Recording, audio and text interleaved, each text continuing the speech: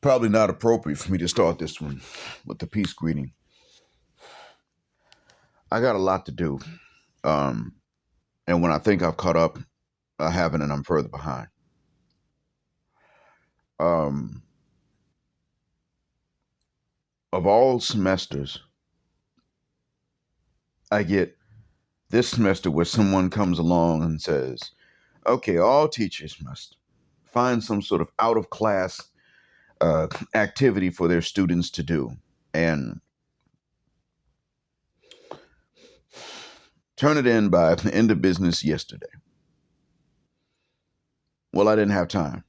And not only that, but my students, though they're not mean, just don't analytically think enough to actually take something like this and then do it the way they're supposed to do it. I got one student I just want to slap the shit out of.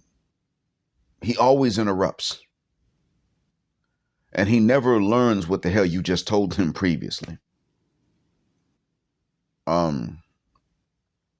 It just doesn't sink in. Please, doctor, we just want pass. We want pass. I don't give a rat's ass if you want to pass until you actually learn the goddamn material. If you want to pass, learn it and put it onto the test. Learn the language correctly the way I'm teaching it. Repeat the corrections to me, not the mistakes. I want to pass. Nigga, I want to retire. I don't expect and demand it without doing what it takes. It's one of those things. But that's not why I'm opening up this up to record it. I'm using that only to explain to you why the possible reason I may be in the mood that I'm in.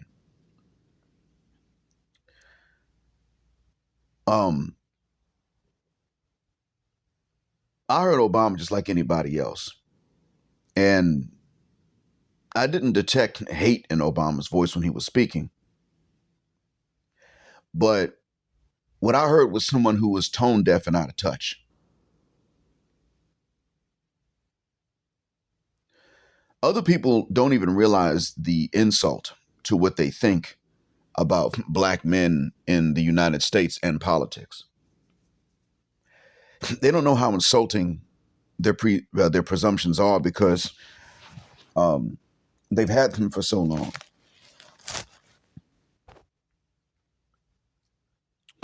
And so Obama struck me as somebody that just was following that normal train of thinking for a white-minded black politico.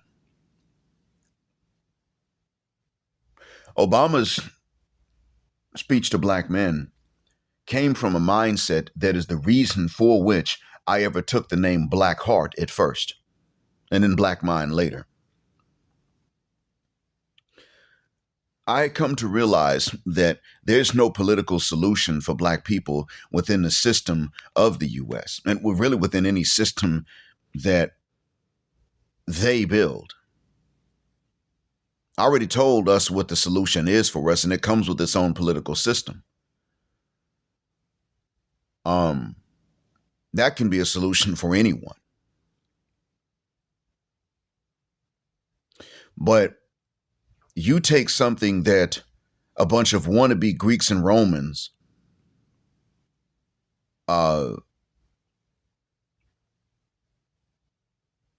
who commit genocide to get the land and a mass kidnapping to cut down the trees and till the land would build, and you think it's going to be a solution within that type of system. There are many things that actually do function pretty well in the U.S. government. And technology has made it even better. I still want you to understand that the mindset of those who built it is such that they can never allow it to work for your benefit. They can't allow that. It would undermine the system itself if it did. If you took over that particular system and you were able to make it work for you before it worked for anybody else, black man, I don't know what would happen, but it still would be temporary. Very short-lived.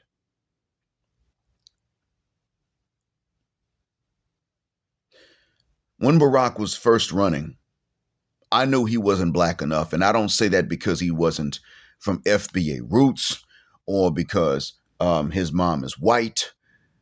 I didn't say that for that reason. The reason that I said back then that Obama ain't black enough is because the system was already such that you can't be as black as we need you to be, politically speaking, at your core. And then you win an office and you're allowed to do what all of a sudden your power becomes curtailed, because the very balance of power in the U.S. government in between three branches, which is often replicated at the state and local levels, means that when you get an unwanted candidate into the office, no one person has all the power that is needed to override the majority assumption that black men are not to benefit and black women are only to benefit at the on the condition that they stop black men from benefiting more. That's built in. It's baked in the cake at a subconscious level.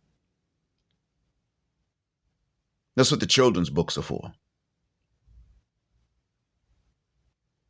The children's books are there for the purpose of making everything cute and cuddly, except black people, especially black men, black boys.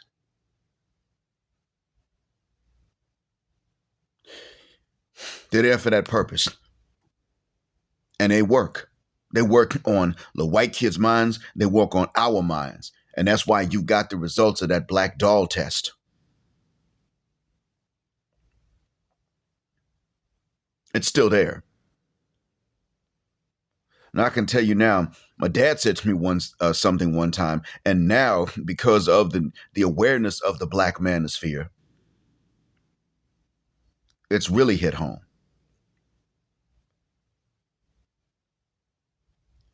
The funny thing is that amongst African American Muslims, the awareness of the gender dynamic is largely coming from those of us who did not grow up as Muslims, had strong fathers, then we became Muslim later on. The King of Wilcox Street, shout out to you, brother. Assalamu alaikum. He sees it. The Dean, shout out to you, brother. Assalamu alaikum. He sees it. I see it. We see it largely from our fathers who aren't Muslim. And we're bringing this awareness. I'm part of the source that is bringing this awareness into the African American Muslim community. I'm just one small part of it. Very small. These guys are bringing more of that into it.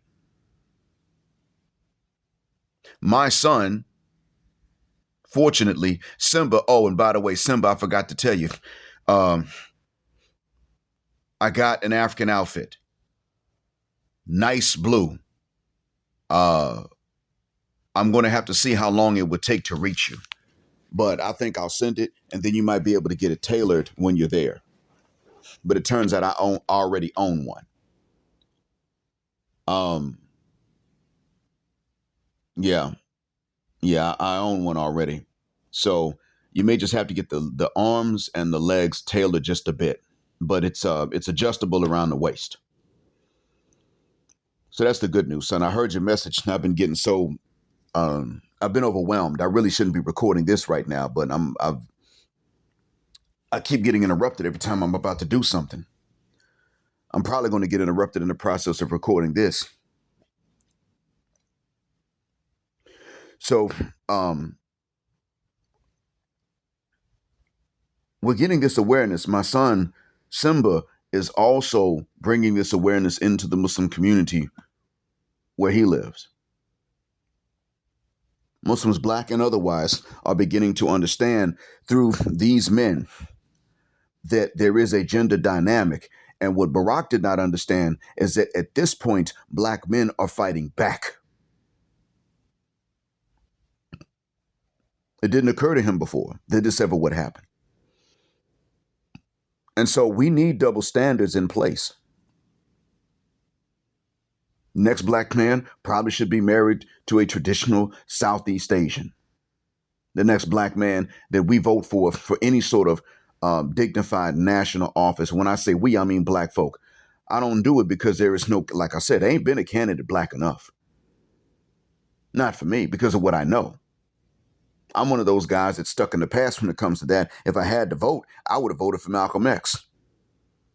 And even then, I'd have been afraid that I was setting him up to be assassinated, which happened anyway. I'm with all of the features in this. I don't believe in that particular system. If someone runs for an office of leadership, they shouldn't get it. They're seeking it out. That's already a bad sign. So for me, the solution is already not inherent in the very kernel and the seed of that particular system. You run for office, you seek it out.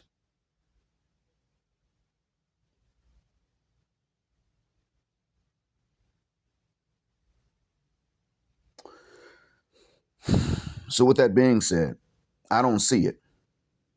But if you're going to vote, the thing that you're going to have to do is you're going to have to vote for someone who has an awareness of the gender dynamic and who doesn't tolerate it.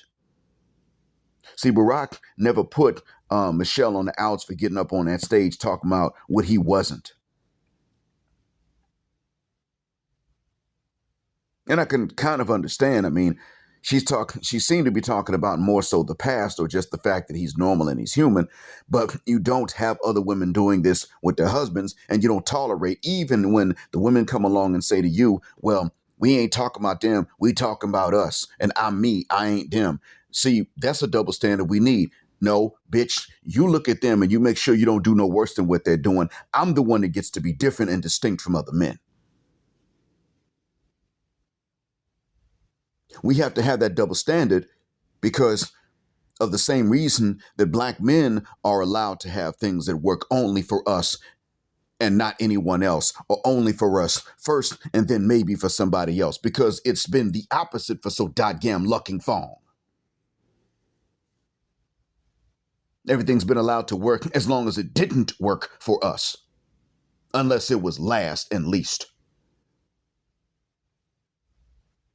And as men, it's been like this. For black men, it has been pretty much, you know what, you can't expect me to be like these other women, but you need to be like these other men and have what these other men have, even when they don't have nothing and they fronting and they're in debt up to their eyeballs, putting on a front, putting on an image. None of them wanting to be the first in their community to say, look, I'm financially struggling like anybody else, because America's not the land of the opportunity we thought it was, if at all. So even when these other men ain't got nothing you ain't got, she gets to sit up and point to what she thinks they have and say, you need to have what they have, but you don't get to tell me to be like other women. And on top of that, they believe and so therefore tell you that the reason they can't be nice and soft like other women isn't only because of what they had to experience at the hands of these goddamn men that they tell you to be like, because they're really saying be like that white man. Not other men of color. Not really. They point to them, and what they're really saying is, why don't you become like that white man the way these other men of color did? These other non-white, non-black men did. Why don't you become, because they went and got what white men have. That's what they're saying. And I'm saying we're going to throw that double standard out, because what she's saying to you is, not only can I not be like their women because I don't have what their women have, but it's also because my nose is wide, my lips are big, my hair's nappy, and I got melanin. So I can't be, that's the other reason too, by the way. And then on top of that, I got these breasts and this booty that you like. So I have to have an attitude to go with it. I just can't help it. That's really what they're saying. How you going to sit up and accept a double standard that's against you like that? No, we start taking some double standards and demanding something that work for us and don't work for her. We got every right to look at Kamala and say, you ain't going to do something that's just going to benefit black people. Fuck you too. But then again, that's also the reason we would have to look at Trump. You ain't going to do something that's going to benefit just black people. Fuck you too, Trump. Some people are sitting. The thing is that Barack, what you don't understand is Trump was not really going to be a solution for black people. He was just going to do, he was going to allow more to work for us than Kamala by extension. Trump ain't looking out for black people. I don't think he wants to squash the population either. I just don't think he really cares. Like I said, he's not a professional politician. He's a businessman. It's not even his forte. But he is good for business. So by extension, he works out for us. But I don't think that in the long run, he would allow much. And besides, he can, what is he allowed? One more term? That man he's in a hell of a position to make promises to black folk and then break them.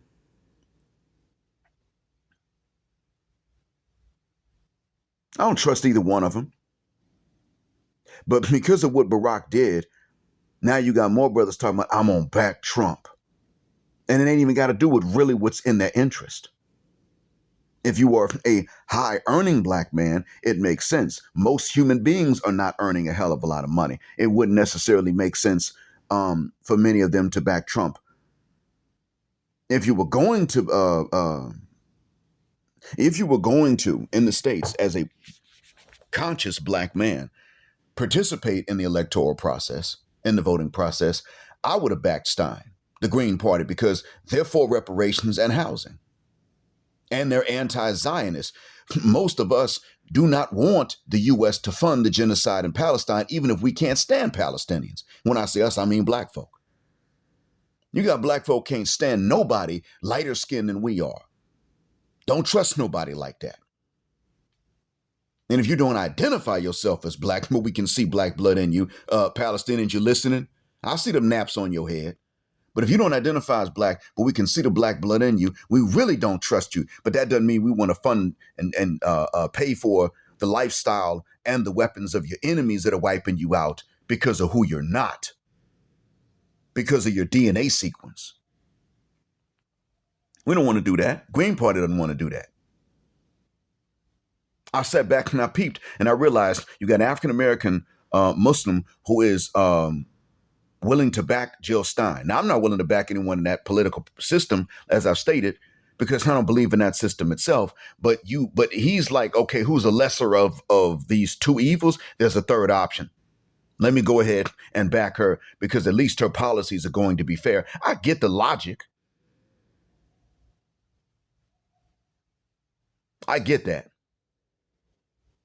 You got the Arabs that are living in Arab enclaves within the U.S., mostly, I forgot how to pronounce it. I think it's Hamtramck, but forgive me if I mispronounce that name. Whatever that city is that starts with an H, where a lot of them live. And then there's Dearborn, Michigan. They would rather back Jill Stein, whose last name tells you that her ethnicity is not typically whom they would support. They would rather back her than to back anyone that's going to let that money go to them. And see, here's the thing. No matter who gets in office in the United States, no matter who had got into office before, their racial policies generally stayed the same. It's the same thing for the Arabs. Palestinian or not, what they have seen is that the foreign policy between Israel and Palestine of the United States has always remained the same, no matter who gets into office. It's baked in the cake. I used to tell them, do you not realize why it doesn't matter who you vote for? The policy stays the same. Do you not know what that's about? White supremacy is a damn religion. You all need to understand that. The false gods of today are not the US dollar or American jeans or hamburgers. These are not the false gods of today. The false god of today is white supremacy, and many of you have it. They view race and color the way you view it, but on steroids. That's all. That's what you have to understand. And this goes back to what it is that my father asked me a long time ago. Not asked me, he told me that I should ask. He said to me, son, if you want to know how these other groups feel about our people, It's real simple. You just ask some of them that are nice to you, whom you trust, does your grandmom or mom want a baby this color? And you point to the darkest object in the room. And that'll tell you what you need to know. That was one of the things my pops told me. And this is what cracks me up about that. Not only is that relevant to these groups of non-Black Muslims about whom we're talking,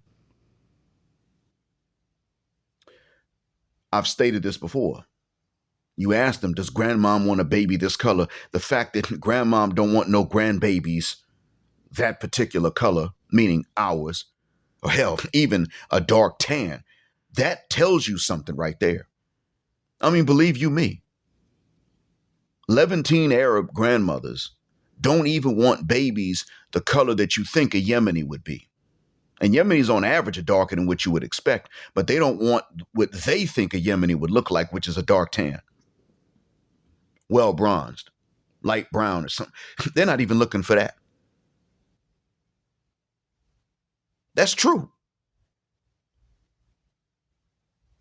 Even without hatred for such people, they just want to make sure that their families don't go back to that appearance. That's what my pops was getting at. But the funny thing was, my dad said, tell them to ask them if their grandmoms want a baby or a grandbaby that color. He didn't mention the men. And this means that subconsciously, my father knows that sort of thing is not really passed down from the males to the youth. It generally ain't that damn important. Andrew Tate even said, we already know as red pill men that women are not really loyal to anything. Okay, now that's funny because why he was saying that. The fact is that we are being told by our women to be loyal to the race in ways they refuse to be. They're going to back Kamala Harris, who they called a Black woman that's married to a white man.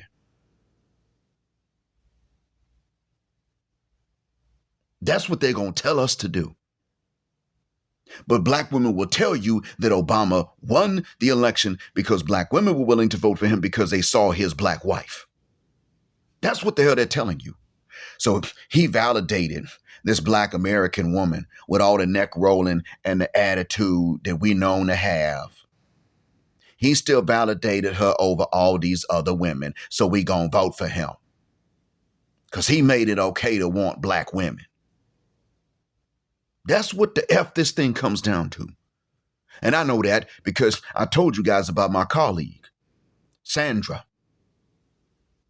Not Sandra Bland. Or Sandra Bland. I told you about my colleague who openly told me that years ago. We voted for Barack Obama because he had that Black woman on his arm. And she didn't know that I knew at that time she was boinking a man who she thought wasn't Black at all.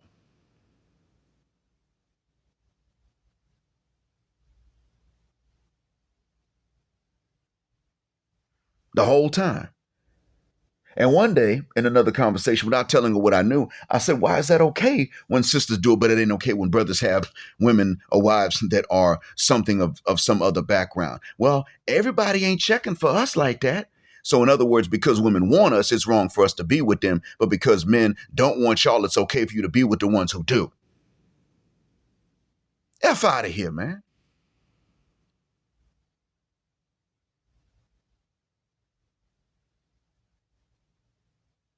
That's what we're dealing with. And these are the ones that are telling us how to make political decisions. Obama did something so dot-gam stupid that now many Black men are about to jump the complete opposite and do exactly what it was that I said was also waiting on us. Remember that the right wing and the left wing belong to the same bird. And then brothers are about to just go and straight up jump to the opposite wing. Goodness gracious. They're both traps. That's the hard part about all of this. They're both traps. One is designed so that we will align ourselves with people whose behaviors with which we cannot morally agree and that don't serve any population to begin with. And then the other one is designed so that in the name of moral uprightness, we would turn around and just bash and beat ourselves.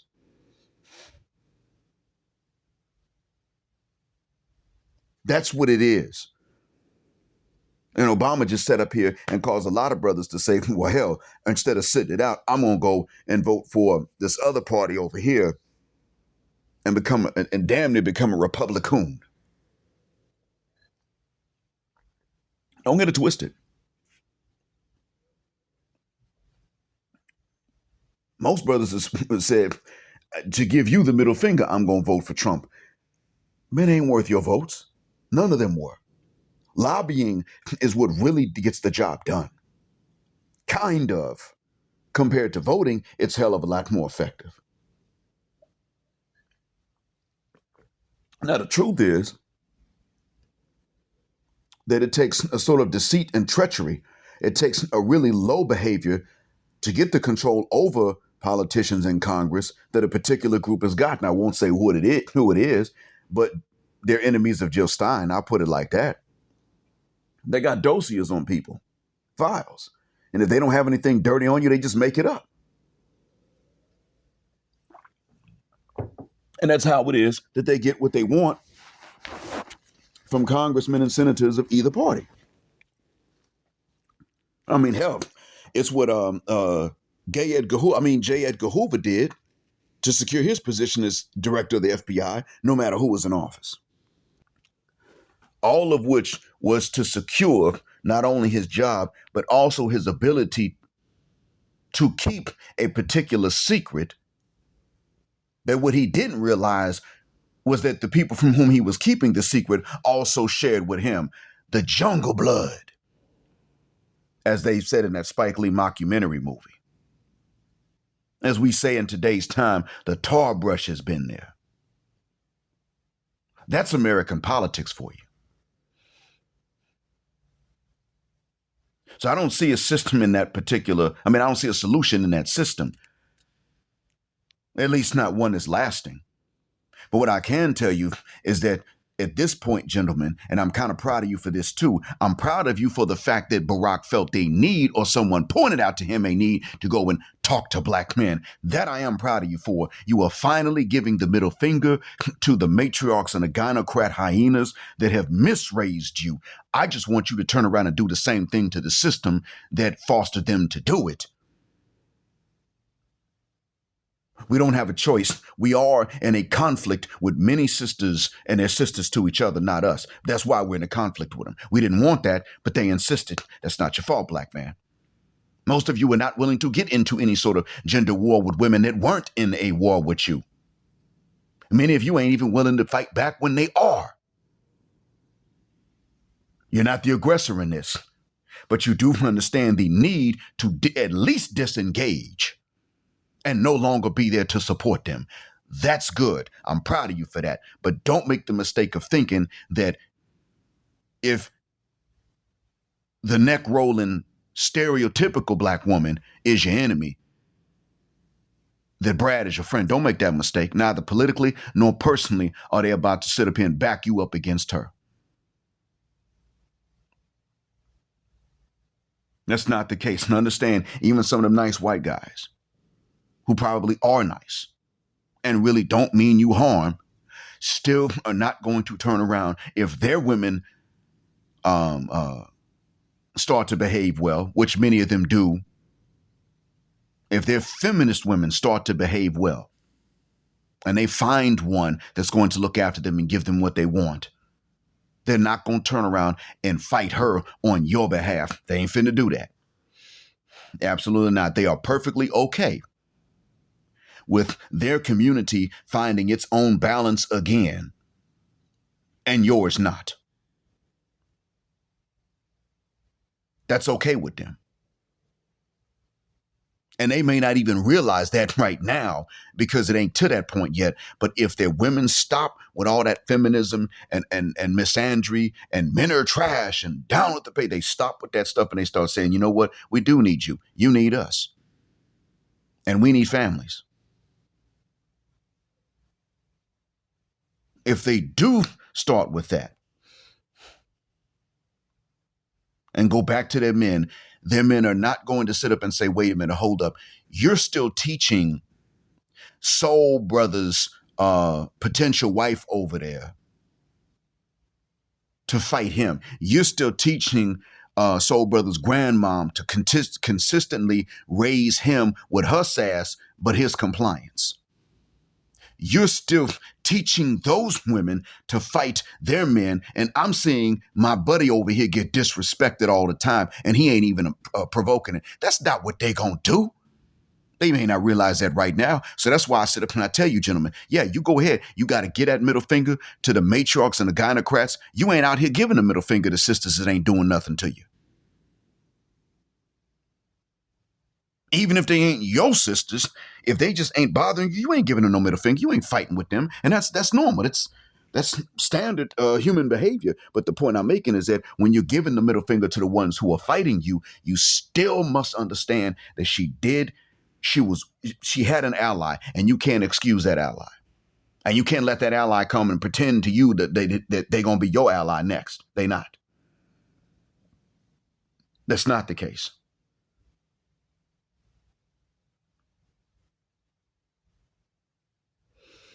Not the case at all.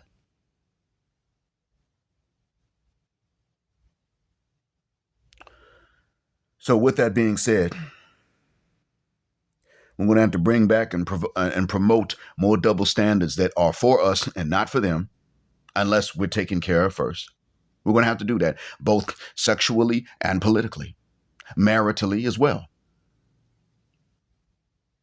Because at the end of it all is one understanding. See, we've needed the same thing when it came to race, but we've oftentimes tried not to do that, tried not to promote that, but we were well within our rights to.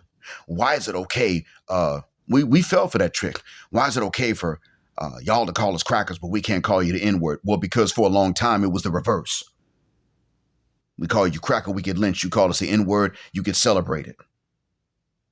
So now we got a little bit of the reverse. Fuck the shuck up. I don't want to hear your mouth about that.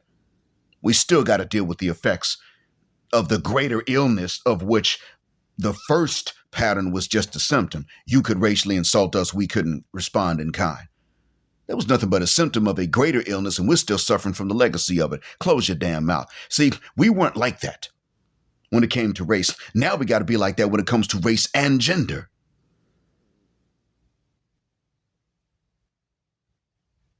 And don't be ashamed of that. Because when it comes to race, if we had been on top, we would not have done to Europeans what their racists did to us and to everybody else on the planet when they were on top. We wouldn't have done it. I don't know what would happen now if it was reversed tomorrow, but we still wouldn't do what they did. And it's the same thing with gender. If we're on top, we're not here just to oppress women. They're the ones who demand that men be above them in order for them to find a man interesting enough to have a family with him and not cheat on him and bring him some other man's kid to raise. They're not staying by themselves. They're smashing. They're getting caught up. They're conceiving, oftentimes because they want to, and then they look for someone else to raise somebody else's kids. Now, if you want to know more about that, you can go to my Buy Me a Coffee page. I got 2 memberships now. For the same price as Buy Me One Coffee, you can become a business class flyer. And for the subscription price equivalent to 2, you become a first class flyer. And you can see everything then. I'm building up a library of confessions. Some of them are available other places, but some of them are not. But what I'm doing is I'm keeping, for the most part, proof of these confessions that will still be there even after the confessors take them down. That's what that page is there for, partially. Other things too, but that's one of them. The page is there because it has to be. The confessions are there because they got to be cataloged. And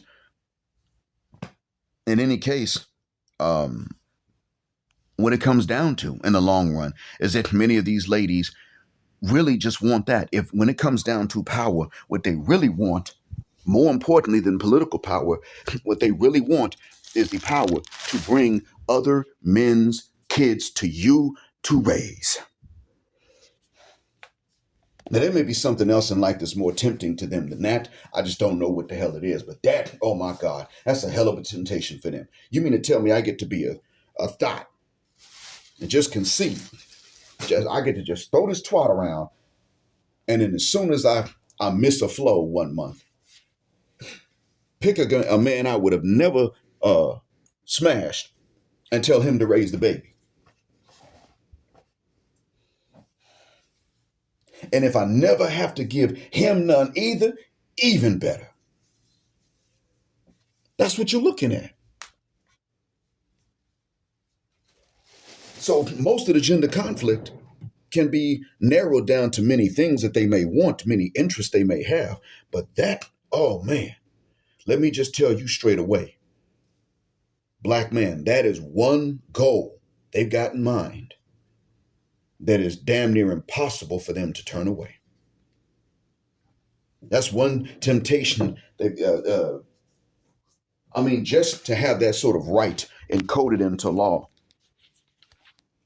which it damn near is in some cases anyway, by extension, that is a temptation they simply cannot pass up.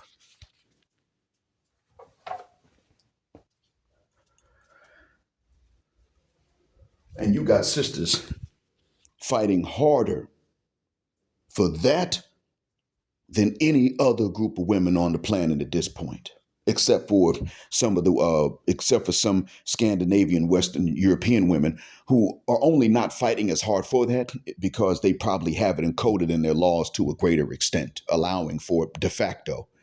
That's probably it. But yeah, what Obama did was he opened up a can of worms. What Obama did was to take something that was very specific, and he made it go mainstream.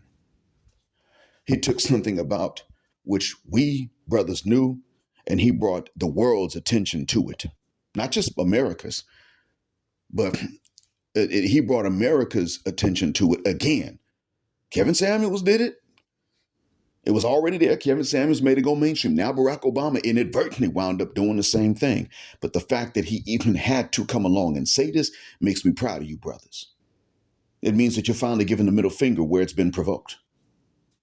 At least half of it. Just please don't forget the other half. And I hope that what I said helps and benefits. Thanks for listening. As always, black heart, black mind, black out. Black heterosexual, non-select male power because they don't like it, and black patriarch until extinction of Judgment Day.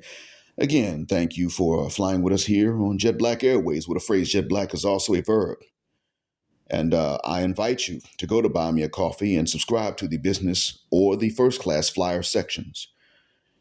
Keep jetting black with us until the wings and the wheels fall off. Gender justice forever.